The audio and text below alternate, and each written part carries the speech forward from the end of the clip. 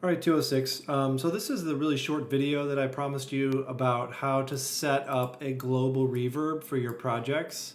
And this, of course, allows you to create a single reverb that your entire mix is going to access via buses and sends, right? So let's just, this is really short, probably 10 minutes to just talk about how to do this. I'm just going to step you through it. So again, what we're doing here is creating an aux channel that has an input of bus 1 or whatever number I designate it. And then I'm putting a reverb on that channel so that I can then send to multiple channels, right? So I'm going to send here all of my sound, in this case, to aux 1 and then add reverb onto that. So the idea is to create, again, a unified sound by sending all of my tracks over to this specific reverb that all of the tracks are accessing, okay? So it's not a hard thing to do. So let's go over here to Logic. Now, I didn't make a Halloween soundscape. I just made a quick little drum beat. And the idea was, I mean, it's the same principle, of course, in a drum beat as it would be with a soundscape, right? I would just select all of my tracks and do this in it. So if I press play, this is what it sounds like.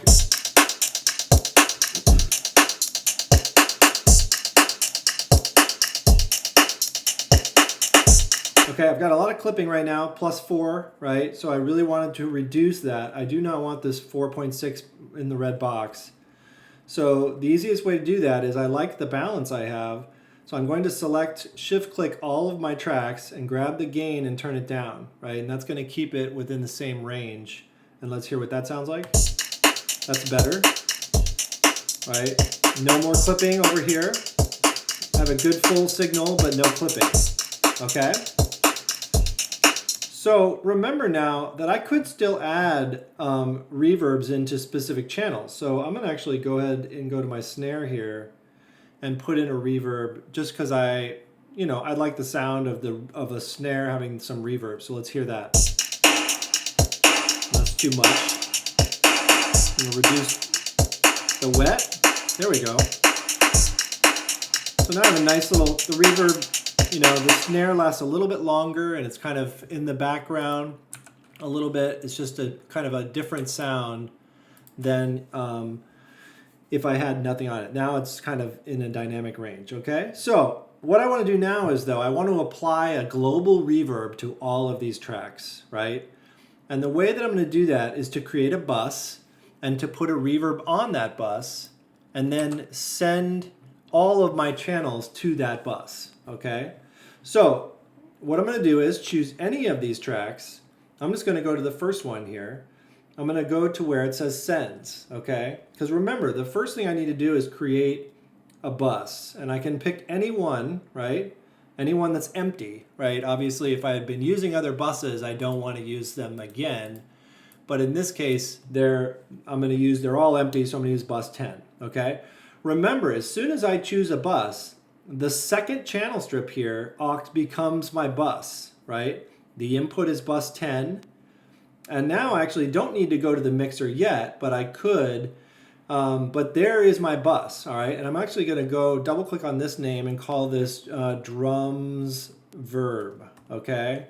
Now I have this designated for all my drums, and it's going to be a reverb. So this is my bus channel, and it needs the reverb, okay? So I'm going to go here.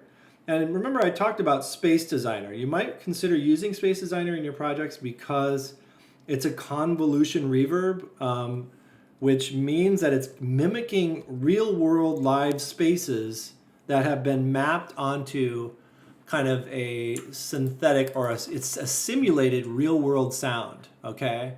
And this is a really cool thing to use. So I'm going to go up here to factory default, and maybe my soundscape is entirely outside. So I'm going to go to large spaces, outdoor. Maybe I'll go to medium. I don't want it to be too intense. Outdoor, I don't know. I could, you just pick something here that's kind of, that I think is going to give me a nice warm sound. These are all really, hotel entrance, whatever, okay? So now I have the reverb installed here. It's important here that I turn the wet all the way up. And it's interesting that it didn't do it this time. But because remember, I'm going to be controlling the volume of my reverb with the send knob, right? So I want that to be always on, meaning that the signal coming from the reverb is entirely the wet signal, right? And so that's going to make it always add the maximum amount of reverb that it would add if I turned it up all the way, okay? So the only thing then that's going to be on this drum reverb is reverb only, right? I have no dry mix. I only have maximum wet, okay? So I've created my bus, and if I go to the mixer, Command 2, or as I mentioned here, I can go up to the window and go Open Mixer, which is again also Command 2. Open the mixer, and this is just going to show me all my channels. So the nice thing about this is I can now see all of my channel strips at once, right? And so I'm going to zoom in on this, and I'm going to select the first track and shift click to the last track to select all of them, okay? And then what I'm going to do is I'm going to create a bus. Now I already have a send from bus 10 on the first one. So I can go to the second one, choose bus 10, and notice it says drums reverb or drums verb, right?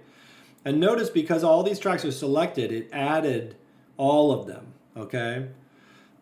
So now I can actually click very simply, because they're all selected, my send, right? So I need to send some of my sound to that external reverb on aux channel 1, bus 10. So I'm going to listen to my drums and decide how much of this external reverb I want to add to it, okay?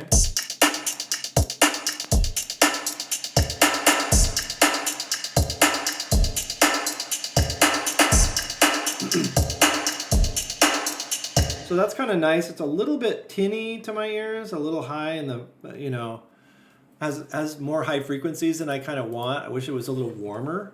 So actually I'm going to go over to my drum bus here. And remember, this is what Josh was mentioning in class, is that the cool thing is I can actually add EQ to my reverb, right? Because the reverb is the only thing on this channel, I can now reverb just the drum bus, right? Or just the drums. Or sorry, I can reverb just the what am I saying? I can EQ just the reverb, okay? Now important here too is that these need to be in the correct order. We haven't talked about this yet, but if I'm going to get EQ from the Space Designer, I'm going to put that first, okay? So my signal comes in, it gets processed, then it gets passed to the Space Designer. But in this case, it's all reverb, so it actually doesn't matter, okay? All right, so let's hear this now. Go to my EQ again.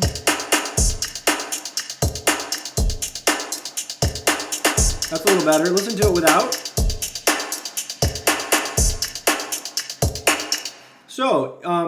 So I've introduced reverb again onto my bus here, right? One thing to remember, and I mentioned this in class, when you use a bus like this, you are increasing the volume, right? The gain of your sound is increasing kind of exponentially as you add more tracks. So all of these tracks are filtering through this bus, and therefore all of these tracks are getting amplified, right? So you have to be careful of several things. The more things you send to this reverb bus or aux channel, the more there's a chance that your bus can clip, right? So I also need to maintain my volume control inside the bus, because the more I send to it, the louder it's going to get, okay? And the louder, the higher it's going to get in volume. So if I click on this now, watch me increase the gain, you're going to see the drum bus start clipping.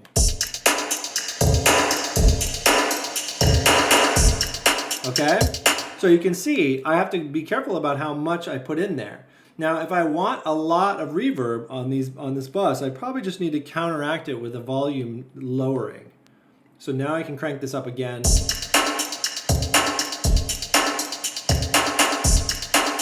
So I have lots of reverb now, but it's been suppressed a little bit in terms of gain. just to keep it from getting too loud, all right?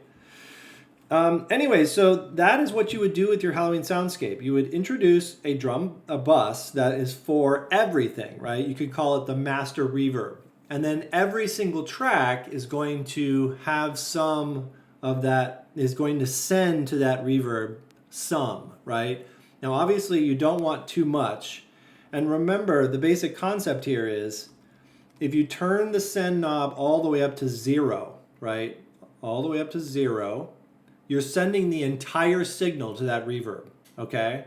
So, and maybe that's what you want to do, but just keep in mind that's what you're doing. That's what that knob means, right?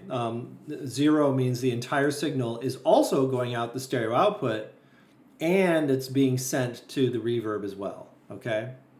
All right, if you have any questions, send me an email and I'm happy to help you. I'll also obviously be in class today to talk about this and help you with it.